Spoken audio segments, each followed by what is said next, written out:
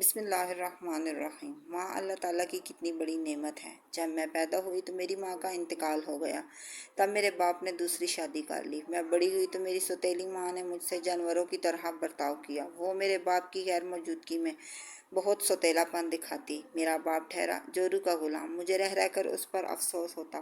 وہ کیسے، جو اپنی اولاد سے زیادہ دوسری بیوی کا خیال رکھتا تھا۔ سوتیلی ماں کے سر میں ذرا سا بھی درد ہو وہ اسے فوراً دبانے لگ جاتا، پر میرا تو اسے ذرا بھی احساس نہیں تھا کہ کیسے اس نے زندگی بھر میری ماں سے نفرت کی تھی، اور مجھ سے شفقت نہ کرنے کی وجہ بھی یہی تھی۔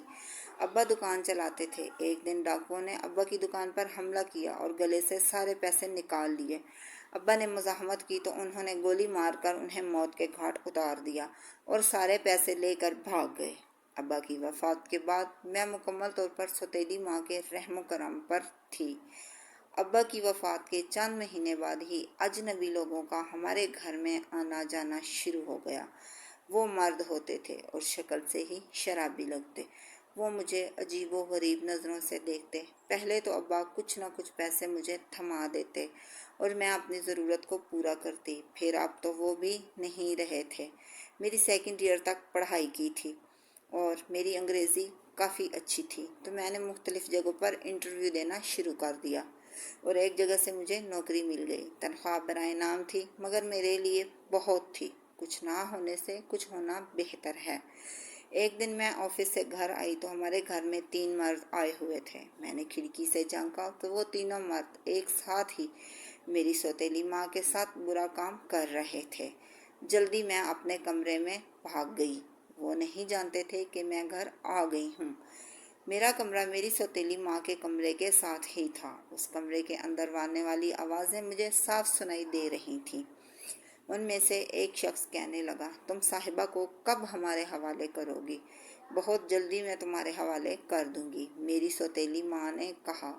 میری سوتیلی ماں نے مجھے 10 لاکھ میں بیچ دیا۔ 5 لاکھ وہ ایڈوانس لے چکی تھی اور 5 لاکھ اسے تب ملنا تھا جب وہ درندوں کے حوالے مجھے کرتی۔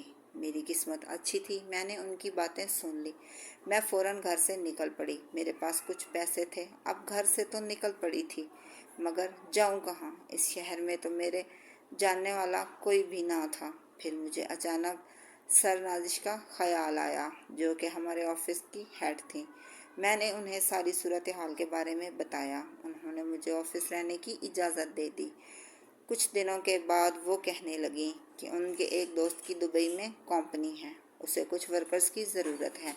میں نے تمہارا ذکر کیا تو وہ کہنے لگے تمہارا انٹرویو کریں گے اور پھر تمہیں جاب پہ رکھ لیں گے، اسی لیے تمہیں دبئی روانہ ہونا ہوگا۔ یہ مستقبل کے خواب آنکھوں میں سجائے دبئی روانہ ہوئی۔